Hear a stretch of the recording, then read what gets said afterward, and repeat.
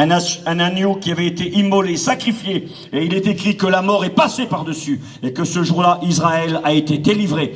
Pâques, dans la Bible, fait partie des 7 fêtes de l'Éternel. Le mot fête en hébreu est le mot Moël, qui signifie une convocation, un rendez-vous. Oui, il y a des rendez-vous avec Dieu, et Dieu avait un rendez-vous avec son peuple, Israël. Ils étaient en captivité, désespérés, et Dieu a envoyé Moïse, le libérateur, mais Dieu a fait le miracle.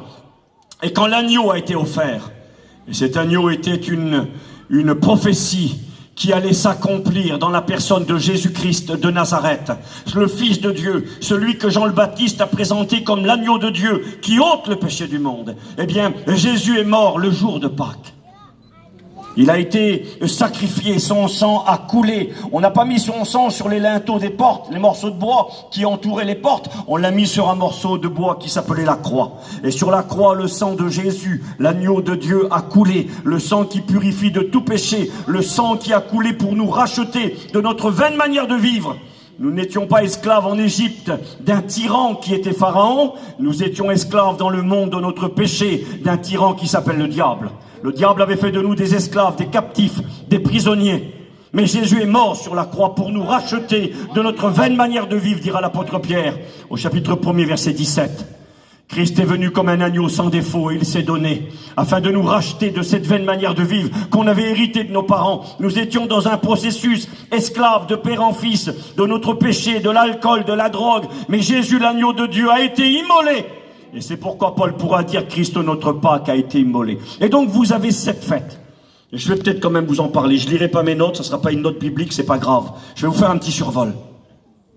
Dans le Lévitique, au chapitre 23, Dieu va ordonner 7 fêtes obligatoires. La première est la fête de Pâques. Elle avait lieu en mars-avril, au printemps. Le 14 du mois de Nissan, dit l'Écriture. On célébrait la première fête obligatoire de l'Éternel. Et Dieu va ordonner 7 fêtes. La première est celle de Pâques, la deuxième est celle des pains sans levain, du pain qui n'avait pas de levure à l'intérieur, que l'on consommait, parce que lorsque le peuple a quitté le pays d'Égypte et qu'ils ont été délivrés par la puissante main du Seigneur, il est écrit que le pain n'a pas eu le temps de lever. Ils ont mangé du pain azim, sans levure à l'intérieur. Et ce pain, dit l'Écriture, représente une réalité de Jésus qui est le pain vivant qui est descendu du ciel. Jésus a dit, je suis le pain qui est descendu du ciel afin que ceux qui me mangent aient la vie éternelle. Le pain, on la trouve sur la table de tout le monde. On la trouve sur la table du riche, sur la table du pauvre. Quelqu'un me disait encore récemment, dans un restaurant, c'est la seule chose qui est gratuite, c'est le pain. Il y a toujours du pain. Le pain, on s'en lasse pas. On peut manger des produits de grande qualité, on peut manger du caviar, des homards, est-ce que vous voulez? On en mange une fois, 2 fois, on en a marre, on n'en veut plus. Mais du pain, on ne s'en lasse pas. Et Jésus n'a pas dit je suis du caviar ou de l'homard, parce que ça aurait été réservé pour une certaine catégorie de personnes. Il a dit je suis du pain. Et du pain, c'est pour le riche comme pour le pauvre. Et Jésus a été ce pain. Il a été ce pain qui est descendu du ciel et qui donne la vie aux hommes. Ce pain azim, sans levure. Parce que dans la Bible, la levure, le levain, représente l'orgueil, représente la vanité, représente l'hypocrisie, les faux enseignements, représente le péché, ce qui est mauvais.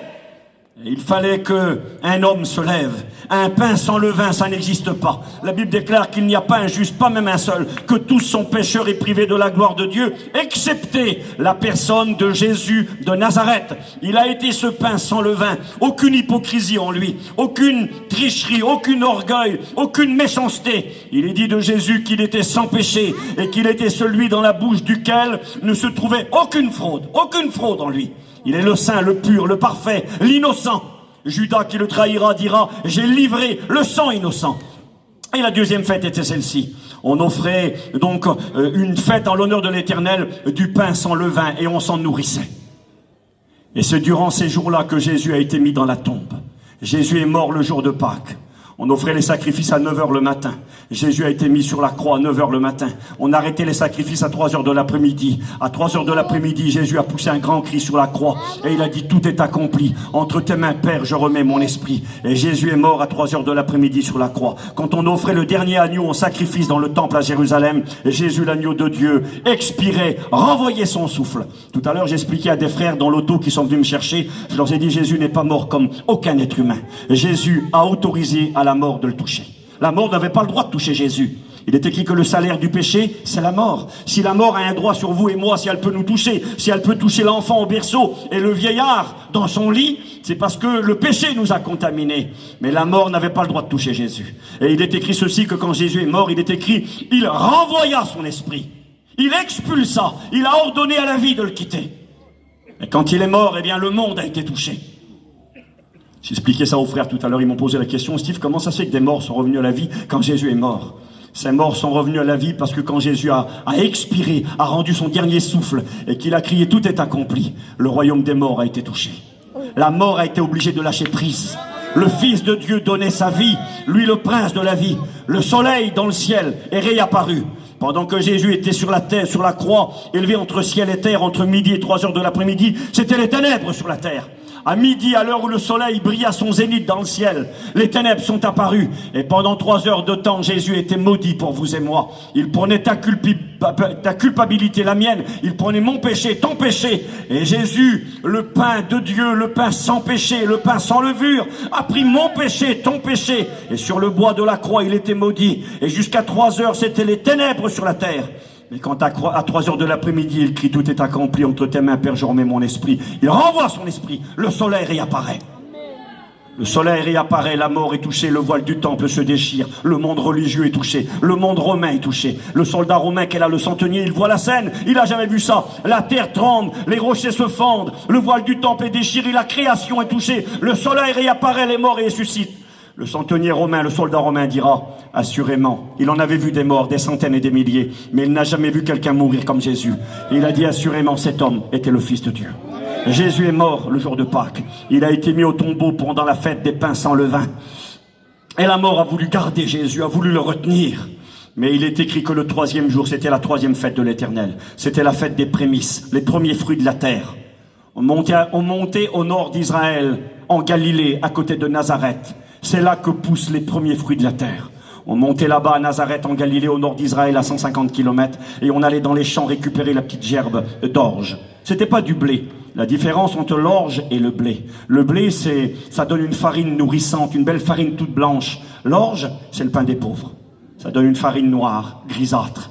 Elle vaut beaucoup moins cher, elle est de moins bonne qualité. Et c'est terrible parce que c'est l'orge qui va germer le premier. Et là, on montait à Nazareth, dans la région de la Galilée. On ramassait une petite gerbe d'orge qu'on ramenait à Jérusalem dans le temple. Et le dimanche matin qui suivait la Pâque, 3 jours après, la 3e fête obligatoire, on offrait à l'Éternel cette gerbe d'orge de blé. On l'emmenait dans le temple à Jérusalem et on l'élevait vers le ciel. Et elle représentait la résurrection d'entre les morts. Le petit grain de blé, le petit grain d'orge qui avait été mis dans la terre quelques mois auparavant et qui s'était décomposé dans la terre, qui était mort. Jésus avait dit, si le grain de blé ne meurt pas, il ne pourra pas produire la vie. Et le petit grain d'orge qui était mort dans la terre, il semblerait qu'il n'y avait plus rien. Les semaines, les mois étaient passés et la belle gerbe d'orge était là. On en faisait un bon pain, elle représentait la résurrection d'entre les morts. Et Jésus est cette gerbe d'orge qui, le 3e jour, est ressuscité le dimanche matin. Quand dans le temple à Jérusalem, on élevait la gerbe d'orge vers le ciel, représentant la résurrection, ce pain qui allait nourrir les hommes. Eh bien, au même moment, Jésus sortait du tombeau et sortait vivant et ressuscité. Est-ce que vous comprenez? Dieu a un plan. Alors, je vais quand même vous lire ça. Je ne vais pas lire de trop ce soir parce que j'ai pas envie que ça soit lourd et puis de vous embêter, mais je vais quand même vous lire juste ceci. C'est écrit ceci dans la parole de Dieu. Je vous cache pas, j'ai voulu changer de message. J'ai voulu aller ailleurs, mais toute la journée j'ai médité et puis j'avais ce message sur mon cœur. Ce soir, réalisons, je le répète, qu'en Israël, à l'heure où nous nous sommes rassemblés ce soir, vous pourrez vérifier chez vous en arrivant, il y a des milliers et des milliers de Juifs dans les rues de Jérusalem. Ils sont ils sont devant le mur des lamentations, le mur occidental, et ils sont en train de célébrer le Seigneur et ils sont en train de sonner de la trompette. Ils ont pris une corne qu'on appelle le chauffard. Une corde de bélier. Et depuis hier soir, ça a commencé hier et ça finira demain matin. Ça dure 2 jours. C'est la 5e fête obligatoire de l'Éternel. Il y en a 7. Et regardez ce que dit la Bible. Je lis juste 2 petits versets. C'est marqué comme ça, Luc 8, verset 10. Il vous a été donné de connaître les mystères du royaume de Dieu. C'est un mystère ce que Dieu nous apprend. C'est marqué dans Éphésiens 1, verset 9. Il nous a fait connaître son plan secret que dans sa bienveillance, il avait décidé par avance de réaliser par le Christ. Dieu a un plan secret. Et Dieu a permis que les gitans de Perpignan soient au courant du plan secret de Dieu. Dieu a permis que les chrétiens et les chrétiennes soient mis au courant du plan que Dieu a préparé dans l'éternité. Et ce plan, Dieu l'a caché, c'était un plan secret, et il nous l'a révélé. Il est écrit que quand on fait la lecture de l'Ancien Testament, il y a un voile qui est jeté sur les cœurs. Mais quand les cœurs se convertissent à Jésus-Christ, le voile est ôté. Et Dieu a enlevé le voile, on ne comprenait pas. Autrefois, on aurait lu cela, et les Juifs, aujourd'hui, malheureusement, pour beaucoup d'entre eux, ne comprennent pas. Ils célèbrent les fêtes de l'Éternel. Ils célèbrent pas qu'ils se rappellent l'agneau d'Égypte, la délivrance du pays d'Égypte. Mais nous célébrons plus que cela. Nous célébrons l'agneau de Dieu qui a été sacrifié, crucifié entre ciel et terre, et qui n'est pas venu pour délivrer simplement les hommes d'une tyrannie humaine, mais pour délivrer les hommes de leurs péchés, et pour délivrer les hommes du plus grand tyran qui est Satan lui-même. Oui, l'agneau de Dieu a été immolé. Et dans ces 4 fêtes, il y a le plan caché de Dieu. Pâques, c'est Jésus qui mord à la croix comme un agneau pour payer pour toi et moi, pour que nous soyons libérés, rachetés, délivrés et sauvés. La fête des pains sans levain, c'est Jésus qui est mis dans la tombe. Et parce qu'il est saint et qu'il est pur, parce que la mort n'a pas de main mise sur lui, elle ne peut pas le retenir. Elle aurait voulu. C'est marqué dans les Actes des Apôtres que la mort n'a pas pu le retenir. Elle aurait voulu le garder. Mais au bout de 3 jours, excusez-moi, elle est obligée de le laisser partir. Il n'a rien à faire là. Il est le saint, il est le pur, il est le parfait. Et le dimanche matin, il ressuscite d'entre les morts. Et il est vivant. Et parce qu'il est vivant, tout devient possible ce soir. Parce qu'il est vivant, il peut changer ta vie. Parce qu'il est vivant, il peut écouter tes prières. Parce qu'il est vivant, il peut bénir tes enfants, il peut bénir ta maladie, il peut bénir ton mari. Il est vivant. Nous y croyons. Pas simplement parce qu'un livre le dit. Nous y croyons parce que nous l'avons rencontré. Je l'ai rencontré. J'ai rencontré Jésus de Nazareth. Celui qui est mort à la croix de Golgotha par amour pour moi, qui a pris mon péché. Celui qui a été mis au tombeau pendant 3 jours. Et celui qui le 3e jour est ressuscité d'entre les morts. Et parce qu'il est vivant, il est venu vers moi un jour. Il m'a nourri, lui le pain vivant qui descend du ciel.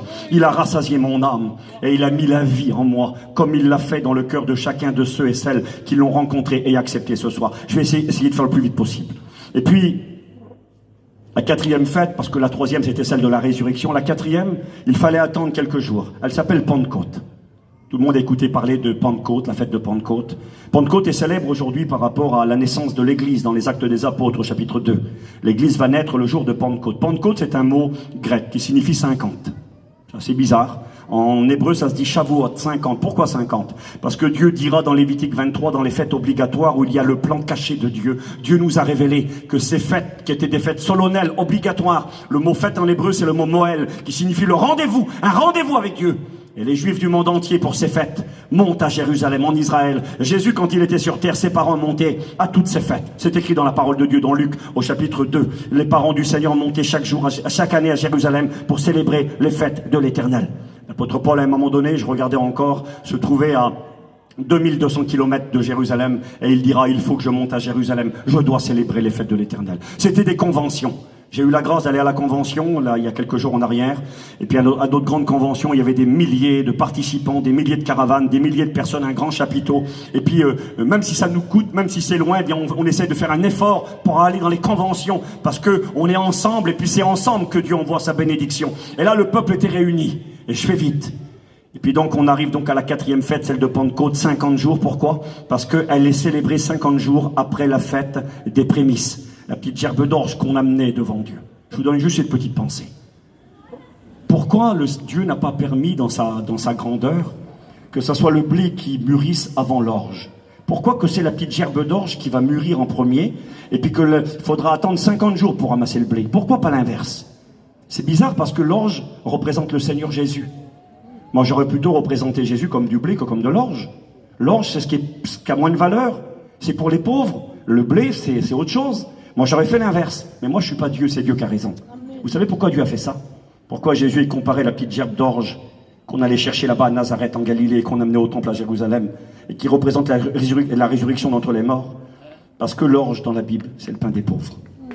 Vous avez le pain pour les pauvres avec. Vous connaissez l'histoire du petit jeune homme, hein? Il avait 5 pains d'orge. Et puis il avait 2 petits poissons. Et Dieu va nourrir la multitude. Pourquoi?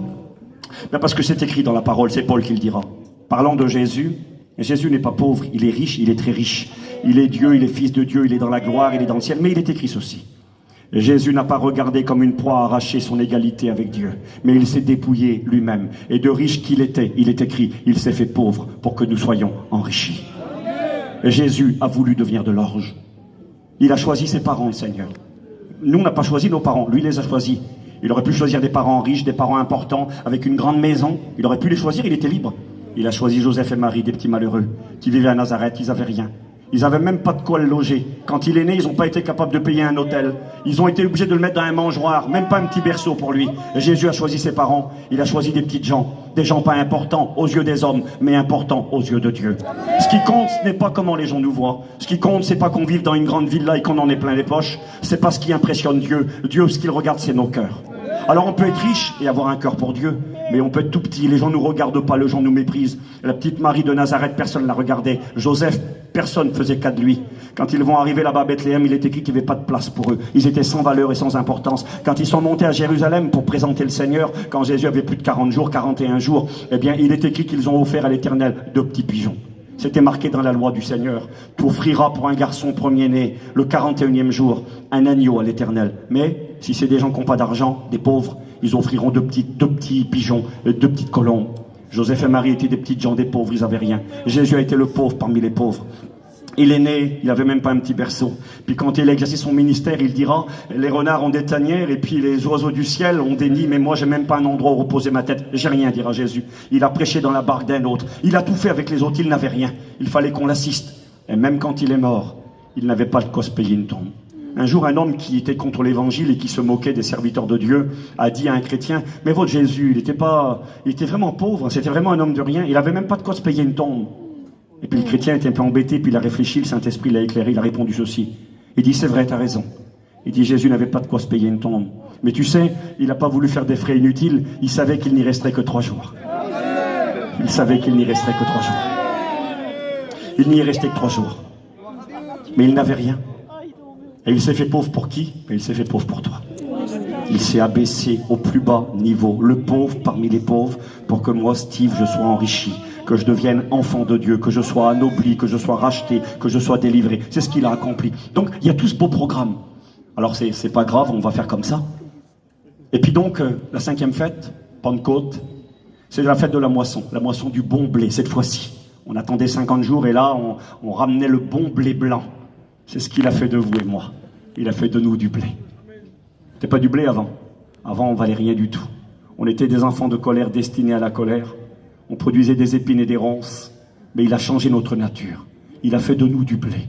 C'est écrit, hein, vous connaissez cette parole, Luc chapitre 3, Matthieu 3, Jean le Baptiste, il prêche, il dit, il va revenir, il parle de l'avenue du Messie, et voici, il vient. Il a son van à la main. Un van était un instrument, un outil avec lequel, une sorte de pelle, râteau, avec lequel on triait lorsqu'on faisait la récolte du blé. On faisait un tri. On prenait cette pelle, et puis on jetait la paille en l'air, avec le blé.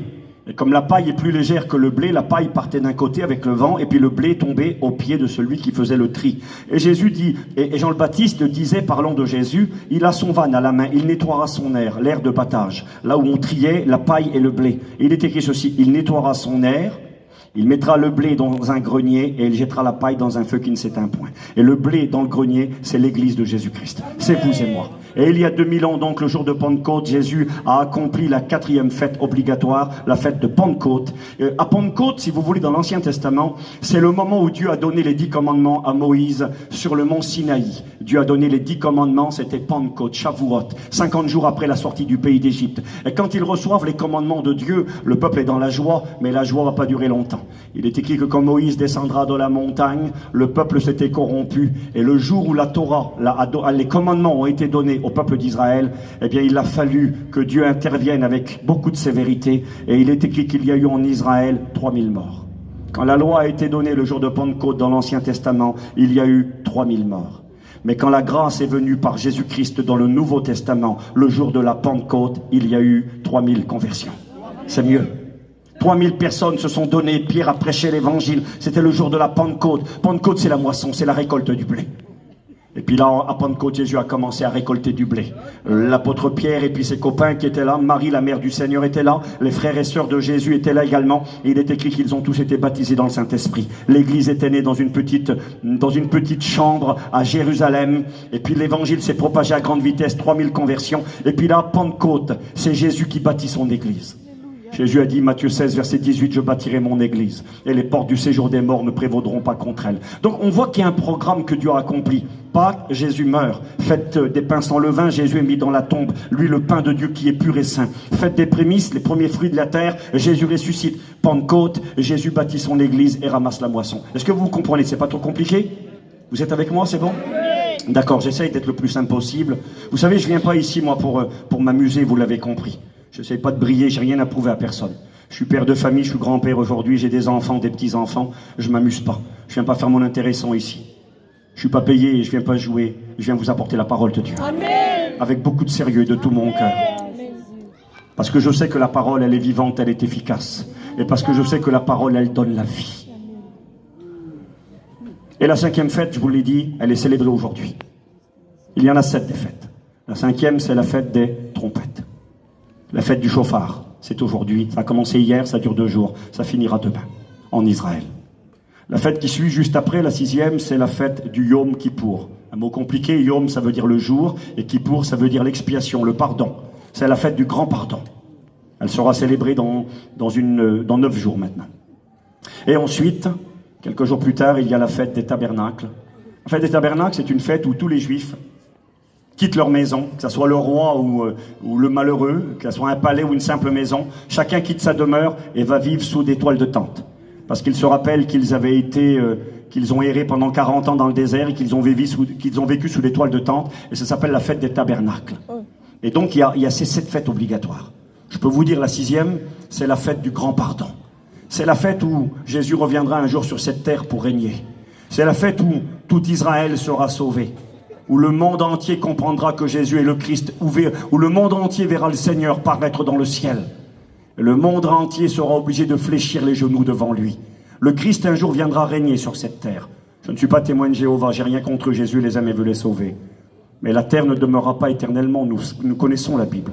C'est écrit dans Matthieu chapitre 24, verset 35, dans Luc 21, verset 33, que le ciel et la terre vont passer. L'apôtre Pierre dira dans 2 Pierre chapitre 3 que les cieux et la terre d'aujourd'hui sont réservés pour le feu. Un jour la terre sera détruite, c'est inévitable. Il est écrit que la terre est réservée pour le feu et qu'elle passera. Donc je ne crois pas à un paradis éternel ici-bas sur la terre, mais je sais que même bien que la terre ne deviendra jamais un paradis éternel, je sais qu'un jour sur cette terre Jésus viendra régner.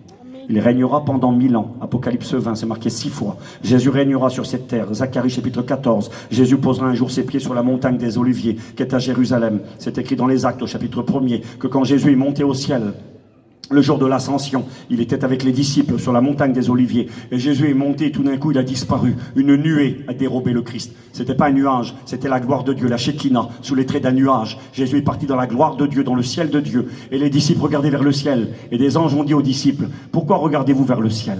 Ce Jésus qui est parti reviendra de la même manière. Un jour Jésus va revenir. Il posera ses pieds sur la montagne des Oliviers qui est en face de Jérusalem et il sera accompagné de tous les chrétiens. Et quand il reviendra, c'est écrit ceci dans Apocalypse 1, versets 7 et 8, il est dit, ils tourneront les regards vers celui qu'ils ont percé. C'est marqué dans Zacharie 12 que tout Israël, se tournera vers le Seigneur. Ils pleureront sur lui comme on pleure sur un fils unique.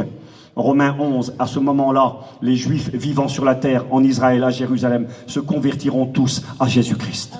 Alors ça, c'est le retour du Christ, c'est le Yom Kippour. Le jour du grand pardon, le sacrificateur, le serviteur de Dieu, entrait dans le temple, offrait des sacrifices pour le pardon des péchés. Il y avait des miracles, j'ai pas le temps de détailler, c'est pas mon message, qui avait lieu. Et quand il sortait et qu'il proclamait que le pardon était acquis, eh bien le peuple de Dieu savait que le pardon était là. Vous savez ce qu'il faisait? Il criait, le serviteur, le sacrificateur, en direction du mont des Oliviers là-bas. Il criait le nom interdit, le nom de Dieu.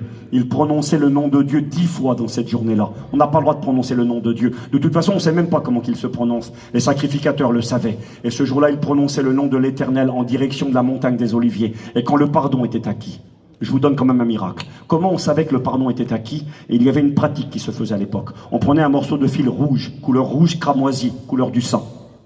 On l'accrochait autour des cornes d'un bélier que l'on envoyait dans le désert et on accrochait un morceau de laine rouge au-dessus de la porte du temple à Jérusalem. Et quand le serviteur, le sacrificateur entrait dans la présence de Dieu avec beaucoup de crainte, il avait le droit simplement un jour dans l'année d'entrer dans la présence de l'Éternel. Et quand il rentrait à l'intérieur et qu'il offrait le sang pour les pardons des péchés, le sang d'un bouc innocent, eh bien quand il ressortait, si le pardon était acquis, il est écrit dans la tradition juive que le morceau de laine blanche qui était sur les portes du temple devenait tout blanc. Et quand on retrouvait le bouc qu'on avait jeté dans le désert, il y en avait deux. Un était jeté dans le désert. On allait chercher le bouc. Il s'était fracassé dans les rochers, l'autre côté de la montagne des Oliviers. On le ramassait et souvent le fil rouge était devenu blanc. Parce qu'il est écrit dans Ésaïe le prophète au chapitre 1er, si vos péchés sont rouges comme le cramoisi, ils deviendront blancs comme la neige. S'ils sont comme leur pourpre, ils deviendront comme de la laine. Les Juifs y croyaient, Dieu faisait un miracle. Et quand les Juifs levaient la tête, le peuple d'Israël, et qu'ils regardaient le morceau de laine là, qui devenait blanc, ils savaient que le pardon était acquis. Ça, c'était le grand pardon pour Israël, le Yom Kippour, le retour du Christ sur la terre, en particulier pour Israël et pour régner ici-bas. Et la fête des tabernacles, vous lirez chez vous dans Zacharie chapitre 14, elle sera célébrée, il est écrit chaque année, pendant que Jésus régnera sur la terre pendant 1000 ans. Tous les gens, les nations du monde entier monteront à Jérusalem, viendront célébrer le Seigneur au mois de septembre-octobre pour célébrer la fête des tabernacles. Cette fête des tabernacles est là pour nous rappeler que Jésus vivait dans le ciel, dans la maison céleste, dans le palais céleste. Et il est venu vivre parmi les hommes, dans un simple corps humain. Il est venu vivre dans une toile de tente, le corps humain est comparé à une tente, parmi les hommes. Donc Jésus a accompli les 4 premiers. Il est mort, il a été mis au tombeau, il est ressuscité, il a commencé à bâtir l'église. Il reviendra un jour sur cette terre, Yom Kippour. C'est le Christ qui vient, qui se montre à tous les hommes. La 7e fête, c'est le règne du Christ pendant 1000 ans. Mais c'est quoi la 5e? La fête des trompettes. C'est celle qui est célébrée maintenant, depuis hier. Hier soir, les Juifs ont attendu, il était environ 6 heures que le soleil se couche. Et là, un rabbin, un grand serviteur a été choisi. On lui a donné une corne de bélier, qu'on appelle un chauffard en hébreu. Et il a pris le chauffard et il a commencé à souffler très très fort. Un son très très long, qui se dit en hébreu tekiya. Tekiya, un son très très long. Il a sonné de ses trompettes. Et là, il a arrêté, il a commencé à donner des petits coups rapides de sonnerie. Ça s'appelle Shevarim. Qui a un son long et continu. Shevarim, des petits sons très courts. Et ensuite, il a sonné la trompette d'une manière, soyez avec moi, que l'on appelle le teroua. Le teroua. Et teroua, quand on écoute quelqu'un qui joue de la trompette, qui joue le teroua, on a écouté un son très long, tekiya, Shevarim, des petits coups rapides. Et ensuite, un son qui ressemble à quelqu'un qui pleure.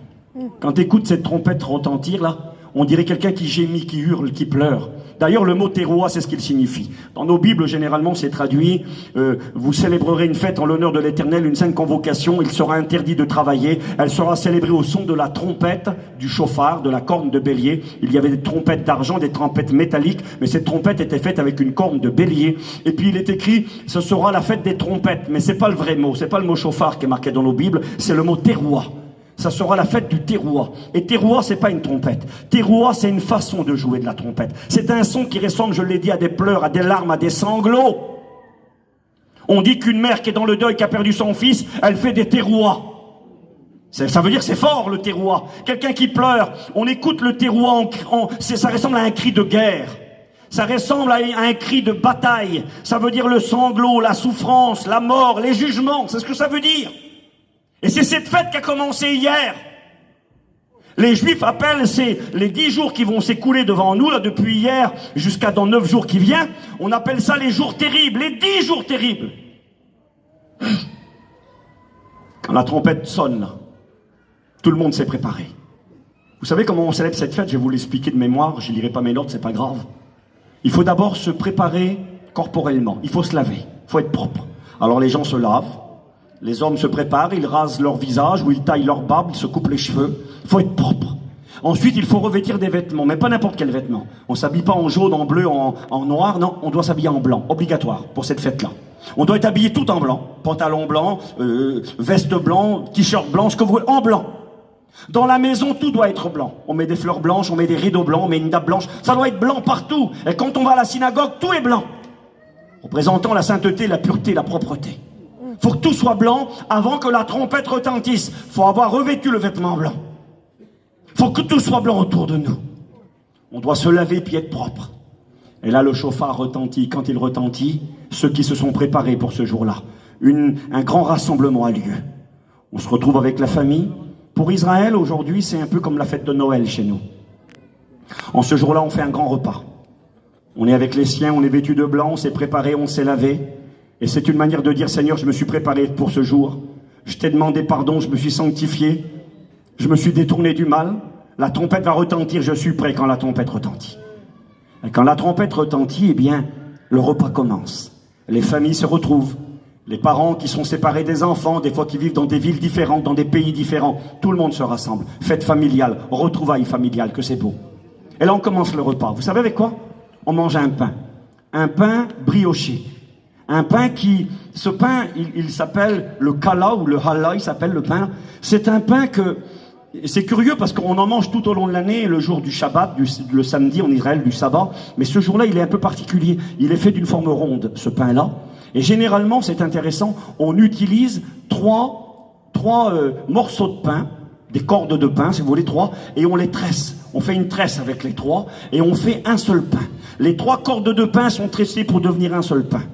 Et je regardais encore aujourd'hui, les Juifs disent que ce pain représente Dieu. C'est intéressant. 3 morceaux de pain que l'on met ensemble et que l'on tisse, et on fait cuire, ils sont indissociables. Pourtant, il y en a 3, et ils ne forment qu'un seul pain. La divinité, le Dieu, le Père, Jésus-Christ et le Saint-Esprit. C'est intéressant. Il y a ce pain qui est là, et ce pain, on coupe des tranches, et on le trempe dans du miel. En Israël, aujourd'hui, c'est la nouvelle année. Cette fête-là, la fête des trompettes, qu'on appelle le Morel Teruah, le Yom Teruah, il a plusieurs noms. Je vais vous donner leurs noms dans un instant. Ce jour-là, on sonne de la trompette, on s'habille de blanc, tout est blanc, on va manger du pain trempé dans du miel. C'est intéressant, du pain trempé dans du miel, et on se nourrit de ça. Ensuite, on prend une pomme, on la trempe encore dans du miel, et on mange cette pomme trempée dans le miel, que c'est bizarre. Interdit de manger quelque chose d'amer. Pendant la fête de Pâques, on doit manger des herbes amères, de la laitue, des radis noirs, du réfort. On doit manger des choses amères. On mange aussi une matière pendant la fête de Pâques qui s'appelle le harochet, qui représente les briques que construisaient les Juifs en Égypte quand ils étaient esclaves. On écrase des pommes, on écrase des noisettes et on mélange tout ça avec pour faire une sorte de substance qui ressemble à une couleur orange, à des briques. Ça, c'est pour la fête de Pâques. Jésus a été écrasé, il a été pilé, il a connu l'amertume du péché, il est mort pour vous et moi. Vous voyez, c'était l'amertume de Pâques, l'amertume de l'agneau qui se donne pour vous et moi. Mais le jour de la fête des trompettes, interdit. Aucune amertume. Aucune noisette. Pourquoi une noisette? Parce qu'une noisette, si tu l'avales, elle peut te coincer dans la gorge, elle t'irrite, elle te gêne. Ce jour-là, rien ne doit nous déranger, aucune irritation, que de la douceur, des pommes dans du miel, du pain trempé dans du miel. Et ensuite commence le repas, c'est assez bizarre. On mange des têtes de poisson. Je ne sais pas si vous aimeriez ça, vous mes sœurs, des têtes de poisson. Les anciennes peut-être. Hein, je pense que si on donnerait à ma femme des têtes de poisson, je ne crois pas qu'elle en mangerait. Enfin, on mange des têtes de poisson ce jour-là. Et donc ce repas est très particulier. Et là, on commence à lire la Bible. Hier, ils ont lu la parole de Dieu. Et aujourd'hui, ils l'ont fait. Hier, ils ont lu la création de l'homme, Adam, créé des mains de Dieu. Et ils ont lu 2 passages. Ils ont lu la Genèse, chapitre 21 et chapitre 22. Genèse 21, c'est la naissance miraculeuse d'Isaac. Isaac est le fils d'Abraham et de Sarah. Ils ne pouvaient pas avoir d'enfants, ils étaient avancés en âge, avec le respect que j'ai pour chacun d'entre vous. Il est écrit que Abraham était âgé de 100 ans et sa compagne Sarah de 90 ans lorsque le petit garçon Isaac est né. Ça peut faire rire, vous avez raison, c'est ce qu'elle a fait Sarah. Quand on lui a annoncé à l'âge de 89 ans qu'elle allait devenir maman, elle a rigolé. Elle a rigolé, elle a dit c'est de la folie, c'est ridicule, c'est stupide. Vous savez, y a-t-il quelque chose d'étonnant venant de la part de l'Éternel? Ce qui est fou pour les hommes, ce qui est impossible aux hommes est possible à Dieu. Amen. Elle a ri. D'ailleurs, c'est ce que signifie le nom d'Isaac. Isaac, ça veut dire rire, rigolo, stupide, folie. C'est ce que ça veut dire. Parce que souvent, la façon de faire de Dieu, elle est stupide et ridicule pour nous. Parce que Dieu fait ce qui pour nous est impossible à vue humaine. Et Dieu était intervenu. Et donc on fait cette lecture. La lecture de la naissance miraculeuse d'Isaac. Dieu tient ses promesses. Dieu avait promis à Abraham qu'il lui donnerait une postérité, qu'il lui donnerait un enfant, et que cet enfant deviendrait une bénédiction pour le monde entier. Il n'y croyait plus, âgé de 100 ans. Sa femme âgée de 90 ans. Mais l'heureux événement est arrivé, Isaac, la folie de Dieu. Ce que l'on méprise, ce qui est impossible à l'homme et qui est possible pour Dieu. Et puis ça, c'était hier qu'on a lu ça. Et aujourd'hui, on lit Genèse 22. Ça s'appelle en hébreu la ligature d'Abraham, la ligature d'Isaac. C'est ce moment où Isaac, devenu grand, est parti avec son père. Dieu a demandé quelque chose de terrible à Abraham. Il a dit, Abraham, tu m'aimes? Oui, je t'aime, Seigneur. Alors tu vas faire quelque chose pour moi. Tu vas m'offrir ton fils unique, celui que tu aimes, Isaac. Le fils que je t'ai donné, ton garçon qui est plus précieux que la prunelle de tes yeux. Tu vas le prendre avec toi et tu vas l'amener dans l'endroit que je te montrerai, au pays de Moria. Moria, ça veut dire le lieu choisi. Et quand il est arrivé au pays de Moria, pour ceux qui ne le savent pas, Moria, c'est la région de Jérusalem. Ça s'appelait pas comme ça à l'époque. Il est arrivé à Jérusalem. Et Dieu lui dit, je te montrerai une montagne, et sur cette montagne, tu vas m'offrir ton fils, Isaac, en sacrifice. On s'est souvent imaginé qu'Isaac était un petit garçon de 12 ans, 10 ans, 13 ans peut-être. En réalité, selon les Juifs, moi je ne sais pas, la Bible ne le dit pas, c'est pas doctrinal, mais c'est intéressant. Les Juifs enseignent que Isaac avait au moins 30 ans. Donc c'est pas un petit enfant de 10 ans. Il a une trentaine d'années, c'est lui qui porte le fagot de bois sur ses épaules. Et il comprend, il va dire à son père, mon père, on va à un endroit offrir un sacrifice à l'Éternel, d'accord? Voici du bois, t'as le couteau dans la main, puis t'as du feu, mais où est-ce qu'il est l'agneau pour le sacrifice? Il n'y a pas d'agneau, qu'est-ce qui se passe? Et Abraham regarde son fils, il ne lui a pas dit à ce moment-là ce qu'il comptait faire, mais le cœur certainement serré, il regarde son garçon, il dit, mon fils, t'inquiète pas, Dieu se pourvoira lui-même pour l'agneau. En réalité, il avait l'intention de sacrifier son propre fils, de tuer son fils Isaac. Et les Juifs disent ceci, que lorsque Abraham est arrivé sur la montagne choisie, la montagne de l'Éternel, dit l'Écriture. Quand il est arrivé au pays de Morija, le pays de Moria, et qu'il a pris son fils, et qu'il l'a attaché, et qu'il l'a allongé sur le fagot de bois. Ce jour-là, il y a eu la foi d'Abraham, l'obéissance d'Abraham. Mais les Juifs disent, il y a eu aussi la foi d'Isaac et l'obéissance d'Isaac. Il aurait pu âgé de 20 ou 30 ans, peu importe, moi je pense que c'est possible. Mais même qu'il aurait eu 20 ans ou 30 ans, ça aurait été facile de bousculer le vieillard. L'homme qui avait 120 ans ou 130 ans, il aurait pu dire à son père, mais t'es fou mon père, qu'est-ce que tu fais, tu veux me tuer? Et le bousculer et partir en courant. Non, Isaac s'est laissé faire. Il a été le fils soumis, le fils obéissant, le fils qui croyait. Vous savez qu'est-ce qu'il croyait Isaac et qu'est-ce qu'il croyait Abraham? C'est marqué dans la Bible. Quand Abraham est monté avec son fils sur la montagne, le lieu choisi, il avait ses serviteurs qui l'accompagnaient. Et il a dit aux serviteurs, restez ici. Il voulait pas que les serviteurs voient ce qu'il allait faire, il avait l'intention d'égorger son propre fils et de le brûler sur un fagot de bois. Il avait l'intention de mettre en cendre son fils. C'était terrible, quelle folie. Et puis il dit aux serviteurs, restez ici. Car moi et l'enfant, nous allons adorer l'Éternel, mais moi et l'enfant, nous reviendrons. Il avait l'idée d'aller tuer son fils et de le brûler. Mais il dit, on va revenir. C'est marqué dans la Bible, pourquoi? C'est marqué qu'il dit ceci aux serviteurs parce qu'il croyait que Dieu était capable de ressusciter les morts. Il croyait que son fils Isaac, qu'il allait égorger et brûler, allait redescendre avec lui de la montagne. Parce que Dieu était capable d'accomplir les promesses qu'il avait faites. Quel homme de foi! Il est monté là-haut et quand il est arrivé là-haut, nous avons la foi d'Abraham, l'obéissance d'Abraham, nous avons la foi d'Isaac et la soumission d'Isaac. Isaac a donné ses mains à son père, mon père, attache-moi. Il s'est allongé lui-même sur le fagot de bois. Mon père, si telle est la volonté de Dieu, j'accepte la volonté de Dieu. Et là, Isaac s'est offert, et au moment où Abraham allait l'offrir en sacrifice, nous connaissons l'histoire, je vous la rappelle, Dieu a dit à Abraham, Abraham, Abraham, ne porte pas la main sur l'enfant. Je vois désormais que tu crains l'Éternel, que tu ne m'as pas refusé ton propre fils. Il coupa les liens de son fils. Vous savez pourquoi? Parce que Isaac, tout grand qu'il était, tout homme de Dieu qu'il était, tout fils de la promesse qu'il était, tout fils du miracle qu'il était, ne suffisait pas pour accomplir le sacrifice que Dieu avait besoin pour sauver les hommes. Tu veux offrir ton fils, Isaac? C'est merveilleux. Isaac est un homme extraordinaire, un jeune homme obéissant. Mais Isaac n'est pas à la hauteur. Le péché l'a touché. Le péché l'a contaminé. Dieu avait dit, c'était écrit, à la montagne de l'Éternel, Dieu se pourvoira. Ce jour-là, Abraham a donné un nom à l'Éternel. Il l'a appelé Jéhovah Jireh. Ça veut dire Dieu se pourvoira lui-même pour le sacrifice. Et c'est marqué comme ça, à la montagne de l'Éternel, il sera pourvu. Et vous lirez chez vous le psaume 24. C'est marqué comme ça au verset 2 et 3. C'est marqué, qui pourra monter à la montagne de l'Éternel? C'est la même expression. Qui pourra monter à la montagne de l'Éternel? C'est précisé. Celui qui a les mains pures et qui a le cœur innocent. Celui dans la bouche duquel il n'y a point de fraude. Mais ça n'existe pas, ça. Ça n'existe pas quelqu'un qui a le cœur pur. C'est marqué le meilleur des hommes, son cœur, il est comme un buisson d'épines. Ça n'existe pas. Quelqu'un qui a les mains innocentes, non, il est écrit, ils sont coupables. Il n'y a pas un juste, pas même un seul. Tous sont pécheurs et pervertis. Ils sont prompts à pratiquer le mal. En dessous de leur langue, il y a du venin, comme le venin d'une aspic, d'une vipère. Qui pourra monter à la montagne de l'Éternel? Celui qui a le cœur pur, celui qui a les mains pures et dont le cœur est innocent, celui qui a une bouche qui se livre pas au mensonge. Ça n'existe pas, si ça existe. Celui qui s'appelle l'agneau de Dieu, Jésus de Nazareth, correspond.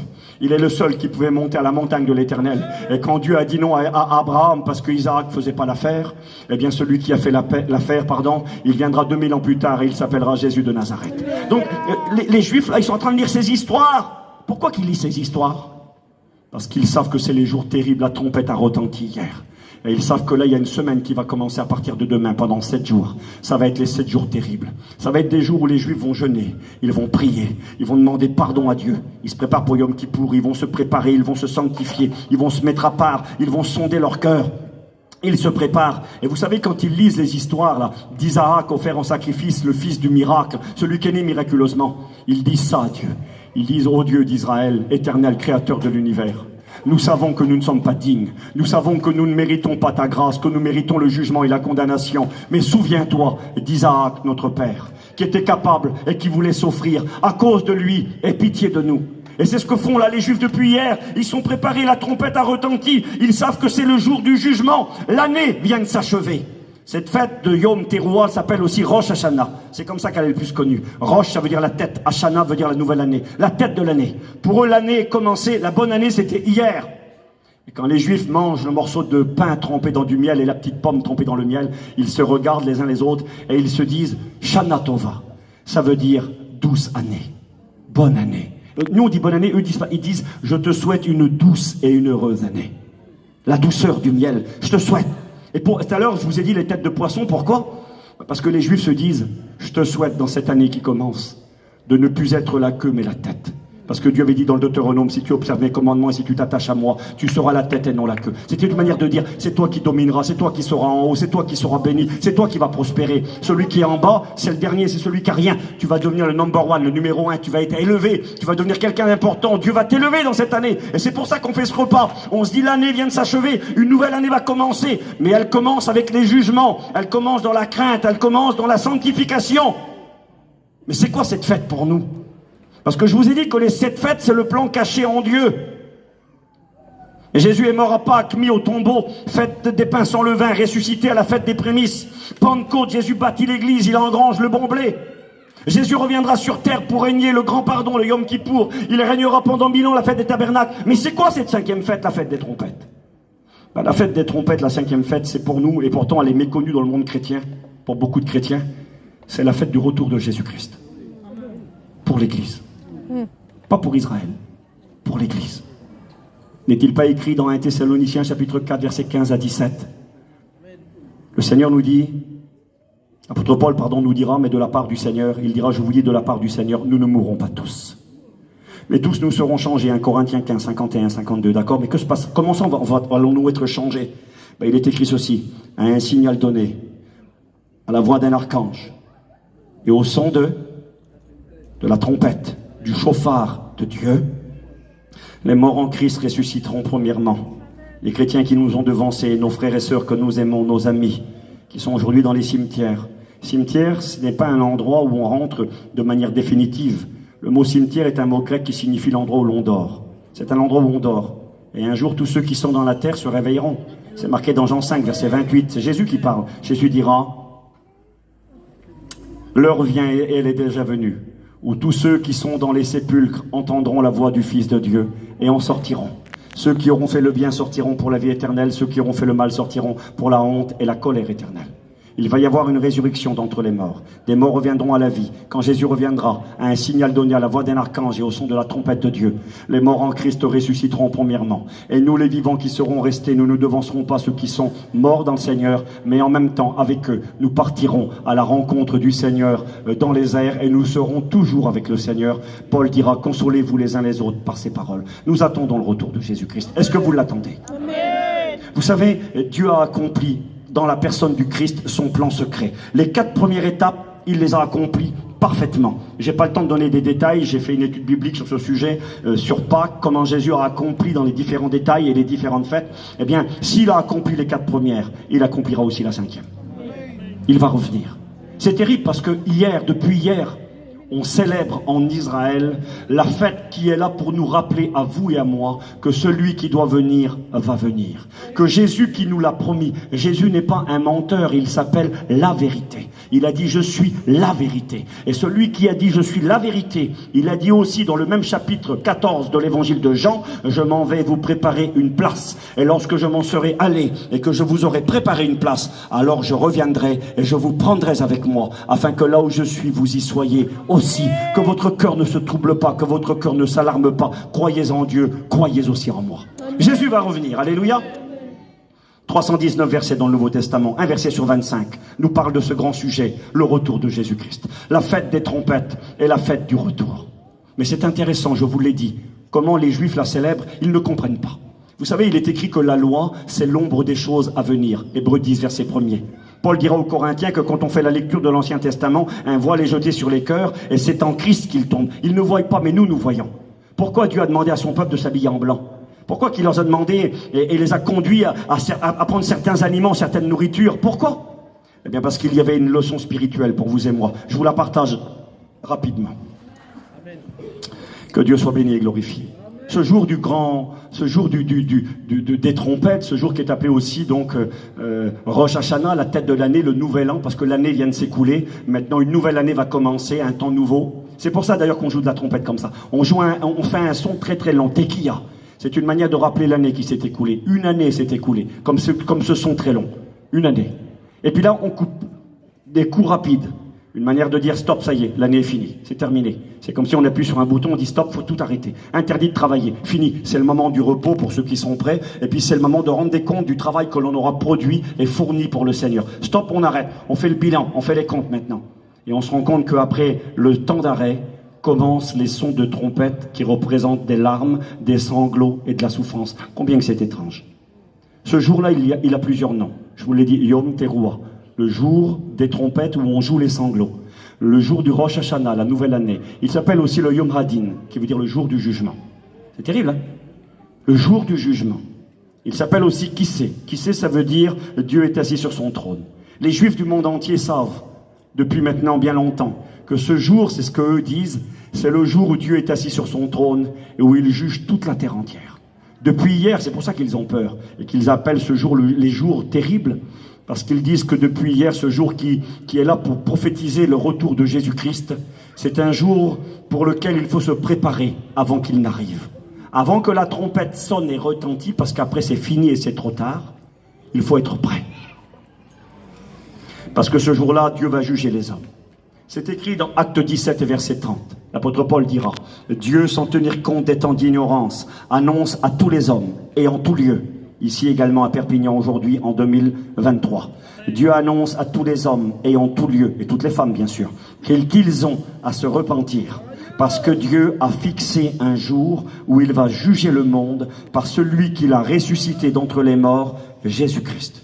Vous savez, ce Jésus qui est venu sur la terre des hommes il y a 2000 ans n'est pas venu pour juger le monde. C'est marqué dans Jean 3, verset 17. En effet, Dieu n'a pas envoyé son Fils dans le monde pour qu'il juge le monde, mais pour que le monde soit sauvé par lui. Effectivement, depuis 2000 ans, Jésus ne juge personne. Il n'est pas venu pour ça. Il est venu pour faire grâce aux plus vils des pécheurs, aux plus perfides, aux plus bas tombés, aux plus immoraux. Là où le péché abonde, la grâce surabonde. Jésus a dit, je ne mettrai pas dehors celui qui vient à moi. Tout le monde peut être sauvé. Tout le monde doit être sauvé. Il est écrit dans 1 Timothée 2, verset 4, Dieu veut que tous les hommes soient sauvés et parviennent à la connaissance de la vérité. Nous sommes dans le temps de la grâce. Nous sommes dans l'année de la grâce. Vous vous souvenez ça? Luc chapitre 4. Jésus qui lit la parole de Dieu. Il lit ce que nous on appelle l'Ancien Testament. Ésaïe chapitre 61.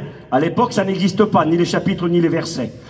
Jésus déroule le rouleau dans la synagogue de Nazareth, où il est écrit « L'Esprit du Seigneur est sur moi ». C'est Jésus qui lit la Bible.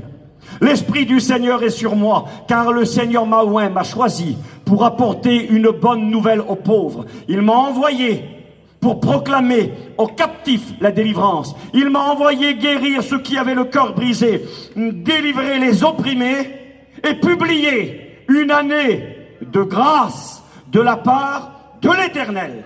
Et il est écrit que Jésus va arrêter de lire, il va rouler le livre et s'asseoir. Tous les yeux étaient fixés sur lui. On enseignait assis à Jérusalem, en Israël à l'époque. Il est assis, il va enseigner, et il est écrit qu'il va dire cette parole. Il va dire cette parole que vous venez d'entendre. Aujourd'hui, elle est accomplie. Il était en train de dire, c'est moi le Christ, c'est moi le Messie promis, c'est moi qui peux délivrer les captifs, c'est moi qui peux guérir les cœurs brisés, c'est moi qui suis venu publier une année de grâce de la part du Seigneur.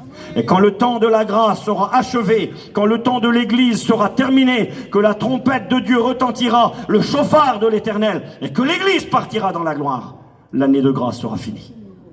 L'année est terminée. L'année est finie. Là, depuis hier, pour Israël, c'est la nouvelle année qui est commencée. C'est ce qui se passera.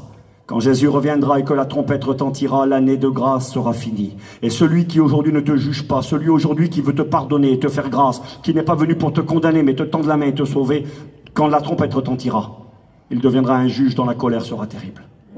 C'est écrit, hein? Hébreux chapitre 10, il est marqué comme ça. De quel pire châtiment sera jugé digne celui qui aura foulé aux pieds le Fils de Dieu? Ça veut dire quoi, fouler aux pieds le Fils de Dieu? Ça veut dire, fouler aux pieds, ça veut dire marcher sur quelqu'un ou quelque chose.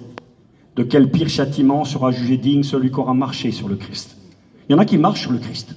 Qui c'est qui marche sur Jésus? Je vais vous dire, moi. Ce sont tous ceux et celles qui connaissent l'Évangile, qui ont compris que Dieu a tellement aimé le monde qu'il a donné son Fils unique, afin que quiconque croit en lui ne périsse point, mais qu'il ait la vie éternelle. Ceux qui ont écouté et qui ont compris, mais qui ne veulent pas de l'amour de Dieu. Jésus, j'en veux pas. Jésus, excusez-moi, on marche sur quelque chose qui ne vaut rien. Un bout de tapis là, qui sert à rien, on s'essuie les pieds, un paillasson. Il y en a pour qui excusez-moi, Jésus, c'est un paillasson. On n'en veut pas. Quand ça vaut rien, on le jette par terre, on lui marche dessus. Il y en a qui marchent sur Jésus. Et il est écrit de quel pire châtiment sera jugé digne celui qui aura foulé aux pieds le Fils de Dieu, qui aura méprisé l'Esprit de la grâce. Le Saint-Esprit qui te parle, qui t'attire, qui travaille ton cœur, mais t'en veux pas. L'Esprit de la grâce, Dieu veut te pardonner, tu mérites rien. T'es un tordu, t'es un zéro, t'es un méchant, tu mérites la condamnation éternelle. Mais Dieu veut te faire grâce. Dieu veut te pardonner. Il te propose Jésus, mais toi, t'en veux pas. Tu méprises l'Esprit de la grâce. De quel pire châtiment sera jugé digne celui qui aura foulé aux pieds le Fils de Dieu, qui aura méprisé l'Esprit de la grâce et qui aura tenu pour profane le sang de l'Alliance. Profane, c'est quelque chose qui vaut rien, sans valeur. Le sang de l'Alliance, c'est quoi le sang de l'Alliance? C'est le sang de Jésus. Il y a des gens pour qui le sang de Jésus, ça vaut rien. Ça les intéresse pas, ils en veulent pas. Pour eux, c'est sans valeur. C'est ce que ça veut dire profane. Sans valeur, ça vaut rien. Jésus, j'en veux pas. L'évangile, j'en veux pas. Le Fils de Dieu mort à la croix, excusez-moi, je m'en fiche, ça ne m'intéresse pas. Eh bien, il est écrit de quel pire châtiment sera jugé digne. Et il est écrit que ce sera une chose terrible que de tomber entre les mains du Dieu vivant et vrai. Ce Jésus qui désire te faire grâce et te sauver ce soir, quand la trompette retentira, deviendra un juge dont la colère sera terrible. Il est écrit que les hommes et les femmes se cacheront dans les montagnes. Vous avez des montagnes à côté là, dans les Pyrénées. Ils se cacheront dans les montagnes, dans les cavernes. Ils diront aux rochers, tombez sur nous, cachez-nous devant la colère de celui qui est sur le trône et devant la colère de l'agneau qui est Jésus-Christ. Apocalypse chapitre 6. C'est le temps qui vient. Le Messie qui fait grâce et qui pardonne demain deviendra un juge. Alors c'est vrai que le temps des jugements sera bien plus court que le temps de la grâce. Le temps de la grâce, c'est une année. Le temps des jugements, c'est une journée. Parce que Jésus a arrêté la lecture dans Ésaïe 61. Il a arrêté quand il est écrit, et pour publier une année de grâce de la part du Seigneur, la lecture, elle dit juste après, et un jour de vengeance. Car un jour de vengeance était dans mon cœur. Jésus n'a pas lu le jour de vengeance. Parce que le jour de vengeance, il viendra après, quand la trompette va retentir, la trompette de Dieu. Celui qui n'aura pas revêtu le vêtement blanc. Celui qui n'aura pas reçu, celui qui n'aura pas été lavé. Vous savez, l'être humain par nature, il est sale. Son cœur est sale. Et le Seigneur dira dans l'Apocalypse, au chapitre 3, à l'église de Laodicée, je te conseille d'acheter de moi des vêtements blancs. Le Seigneur dira également dans sa parole, j'ai les versets, je les ai notés, ils sont là derrière moi. Il dira ceci dans le livre de l'Apocalypse. Ils ont lavé leur sang. Apocalypse 14. Ils ont lavé leur sang dans leurs vêtements, ils ont lavé leurs vêtements dans le sang de l'agneau. Ça, c'est le remède de Dieu. Pour avoir un vêtement blanc, c'est écrit dans l'Ecclésiaste, qu'en tout temps tes vêtements soient blancs et que l'huile sur ta tête ne vienne pas à manquer. Pour être prêt le jour où la trompette retentira, il faut un vêtement blanc. Où est-ce qu'on le trouve? Au magasin en ville? Au Carrefour? Au Géant? Dans un magasin de marque? Non, pas du tout. Le vêtement blanc, c'est Jésus qui l'offre. C'est Jésus qui le donne. Il ne le vend pas parce qu'il vaut trop cher. Tu ne pourrais pas le payer. Alors Dieu a décidé de te le donner. Comment recevoir le vêtement blanc? Simplement en disant, c'est ce que disent les Juifs, avant que le jour de la trompette retentit, il faut faire teshuva ou tchouva. Et teshuva en hébreu, ça veut dire pénitence, repentance. C'est-à-dire baisser la tête et dire, Seigneur, je ne mérite rien. Je suis un tordu, je suis un zéro. Mon vêtement, il est sale. Je suis condamnable et condamné. Mais je veux ce vêtement blanc. Je veux être prêt quand la trompette retentira. Quand l'année de la grâce va s'achever. Je ne veux pas connaître, moi, le terroir, les sanglots de Dieu. Parce que s'il y aura la trompette de Dieu pour l'enlèvement de l'église, il y aura des sons de trompette qui retentiront après. On appelle ça les trompettes des anges, les 7 trompettes de l'Apocalypse. Je m'excuse, je ne vais pas faire théologie avec vous. Mais ces trompettes, vous les trouvez dans le livre de l'Apocalypse, chapitre 7, chapitre 8, chapitre 9. Il est question de trompettes qui vont retentir après l'enlèvement de l'église. Ceux qui sont prêts, qui ont le vêtement blanc, où vont-ils? Ils vont dans le ciel. Je vous ai dit que les Juifs, pour eux, c'est une fête familiale. On retrouve sa famille. Je vous le promets, pour ceux et celles qui sont prêts, quand la trompette retentira, ceux qui ont accepté le vêtement blanc que Jésus donne, ceux qui ont cru dans le sang du Seigneur et qui ont été lavés par le sang de Jésus-Christ, alors ils partiront dans la gloire. Et qu'est-ce qu'il va y avoir là-haut? La Bible déclare qu'il y aura une grande fête. C'est écrit dans Apocalypse chapitre 19. Il est écrit, les noces de l'agneau sont venues. Réjouissons-nous, soyons dans l'allégresse. Ces noces, les noces de l'agneau sont venues et son épouse, l'église, s'est préparée. Il lui a été donné de se revêtir, de quoi? D'un fin lin blanc pur, d'un vêtement blanc. C'est la robe de l'église. Et là, dans le ciel, dit la Bible, il y aura une fête dans le ciel. Il y aura un rassemblement. Il y a des papas qui retrouveront leurs enfants qui les ont devancés. Il y a des enfants qui retrouveront leurs parents. Il y a des maris qui retrouveront leurs compagnes, des compagnes qui retrouveront leurs compagnons. Ça va être des grandes retrouvailles. Nos bien-aimés qui nous ont devancés. Paul dira, 1 Thessaloniciens 4, verset 13, nous ne voulons pas que vous soyez dans l'ignorance par rapport à ceux qui sont morts. Nous ne voulons pas que vous soyez dans l'ignorance afin que vous ne vous affligiez pas comme ceux qui sont sans espérance. Parce que Dieu ramènera par Jésus et avec lui ceux qui sont morts. Et c'est là qu'il parle de la trompette qui va retentir.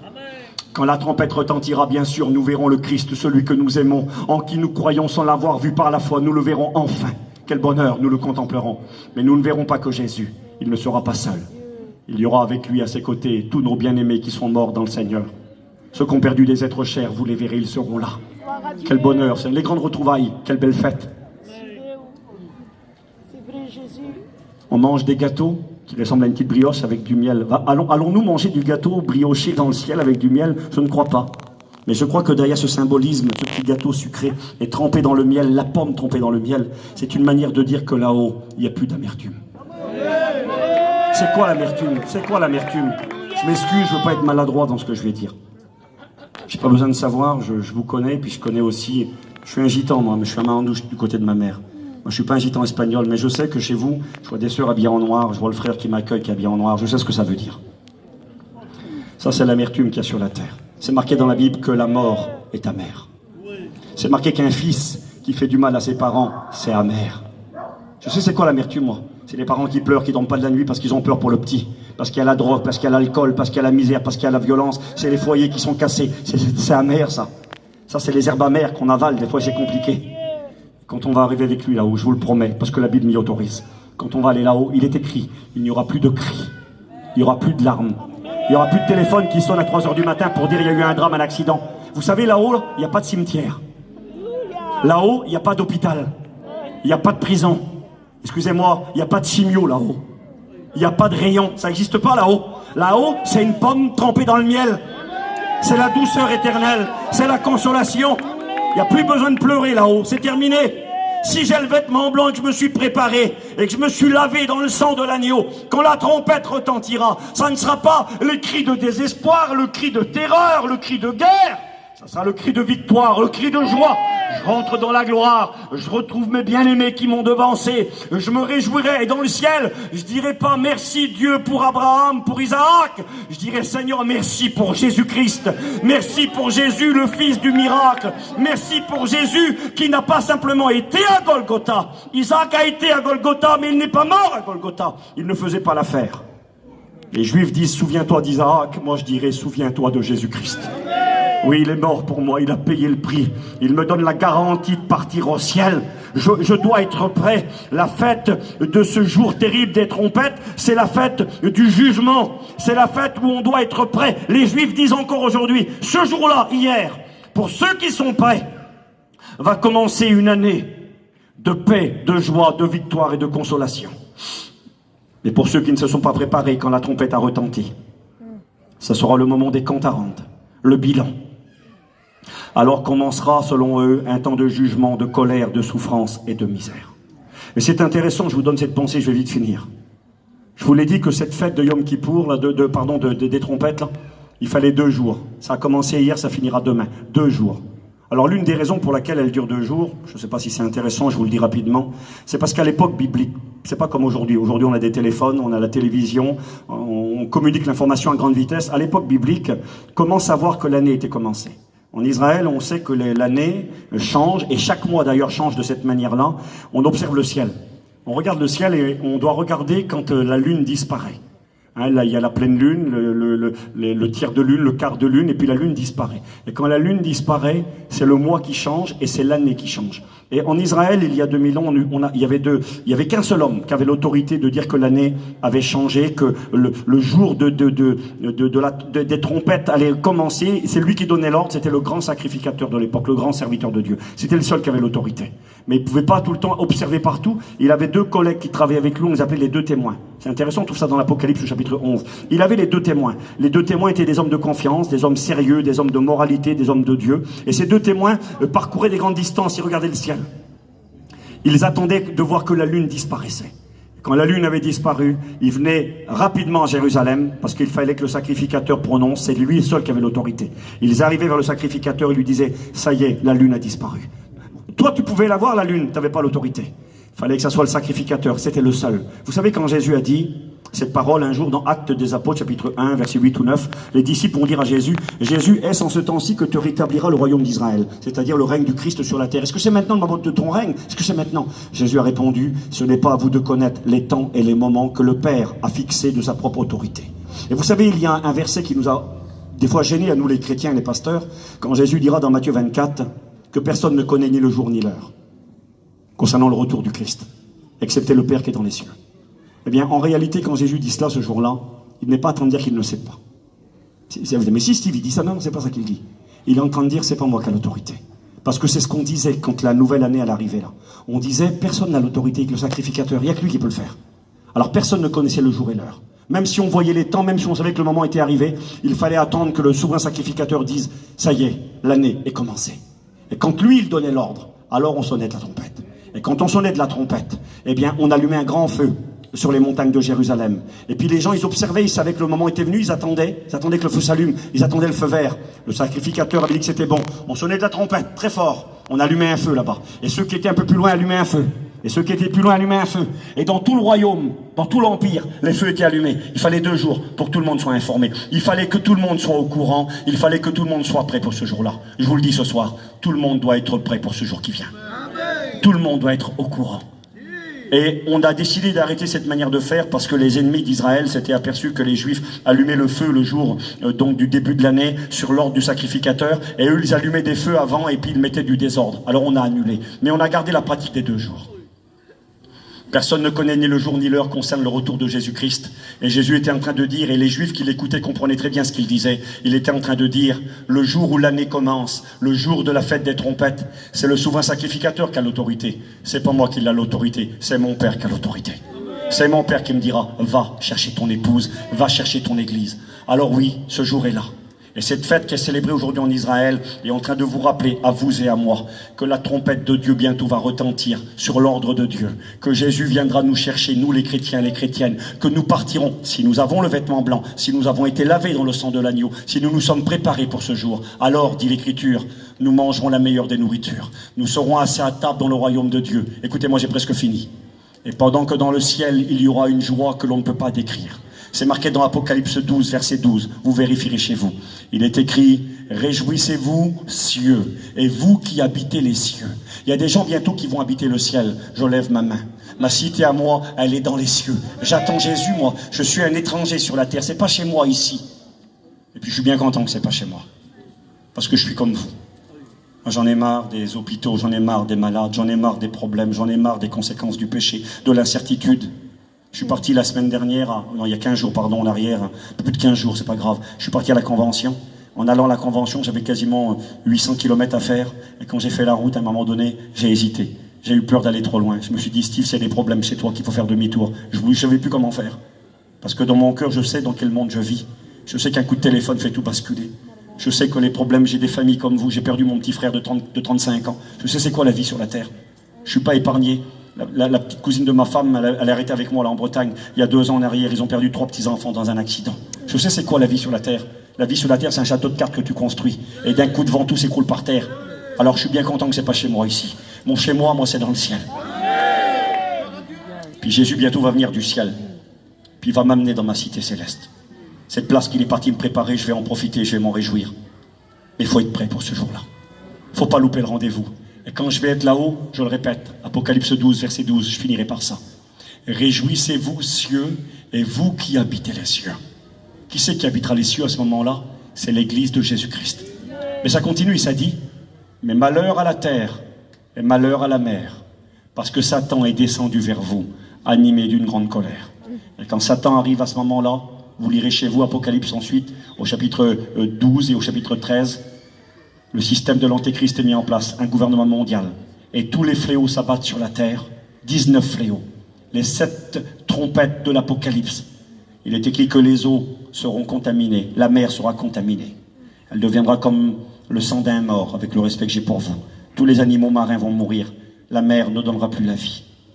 Il est écrit que les eaux potables seront contaminées. Ça, c'est les trompettes, c'est le terroir, le sanglot. C'est pour ceux qui ne seront pas prêts et qui resteront. Il y a intérêt d'être prêts. Quand les trompettes retentiront, les eaux de la mer seront contaminées. Les eaux potables, les sources d'eau, les rivières seront contaminées. Elles deviendront également comme le sang d'un mort. Il n'y aura plus d'eau potable. Heureusement que ça ne va pas durer longtemps. Ces jours seront abrégés parce que sinon tout le monde serait mort sur la terre. Il est écrit que les hommes seront frappés d'épidémies, de pandémies, de maladies de la peau. Ils attraperont des ulcères sur la peau. Quand la première coupe de la colère de Dieu, c'est la 7e trompette retentira, il est écrit que les hommes seront frappés d'un ulcère malin, qui les fera beaucoup souffrir, excusez-moi, un cancer de la peau, qui fera beaucoup souffrir les hommes. Une maladie qui se propagera sur la terre entière. Il est écrit que les démons seront relâchés d'une prison qui s'appelle l'abîme. Leur maître s'appelle Apollyon, le destructeur.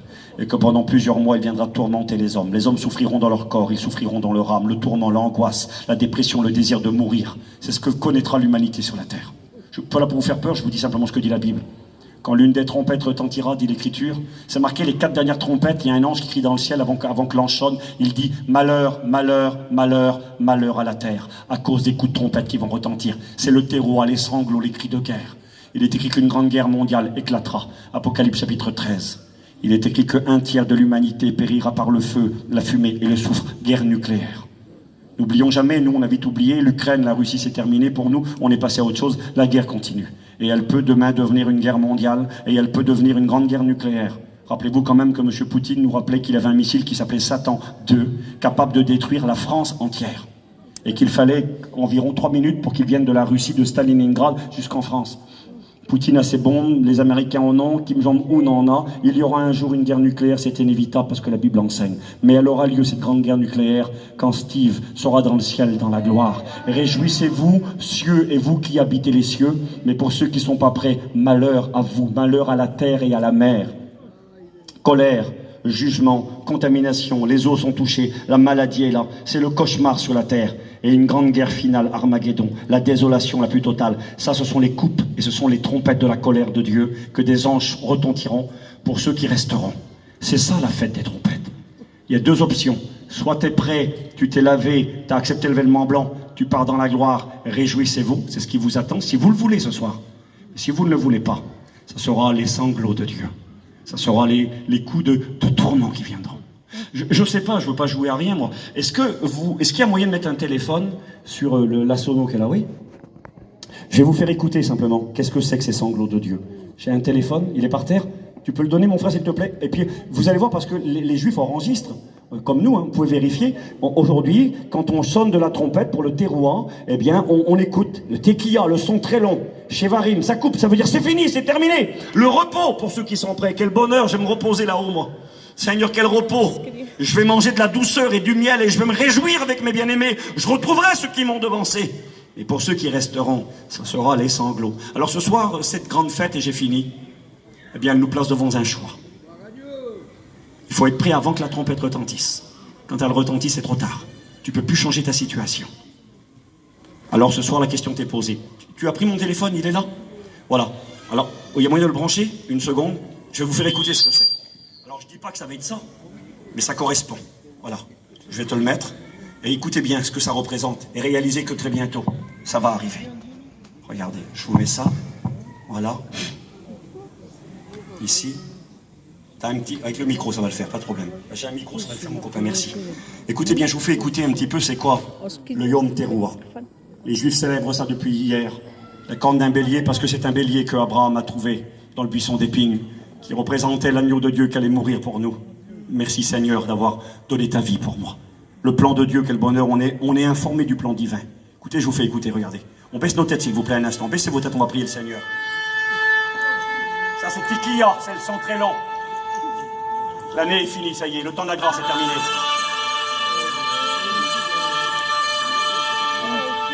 Là, ça veut dire qu'il faut être prêt maintenant. Ça y est, c'est terminé, il faut être prêt. Soyez prêts à rencontrer votre Dieu ce soir. L'un sera pris, l'autre sera laissé.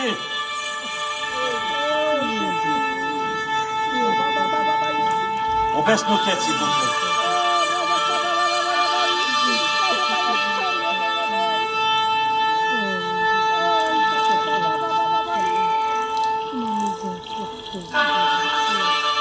Et là, c'est les sanglots de Dieu.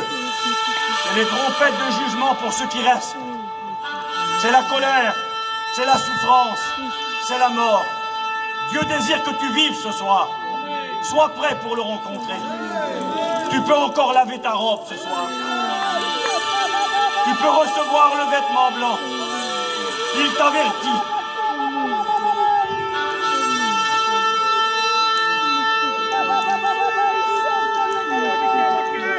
Priez le Seigneur, s'il vous plaît, un instant.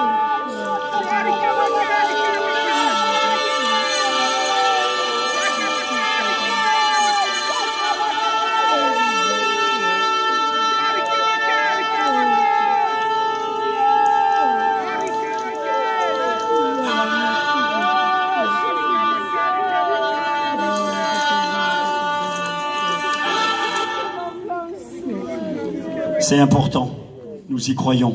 Je ne joue pas avec vous, vous l'avez compris. Je ne fais pas du sentiment, nos têtes sont toutes baissées. Es-tu prêt pour le rencontrer? Si ce n'était pas le cas, tu peux encore le faire, qui que tu sois.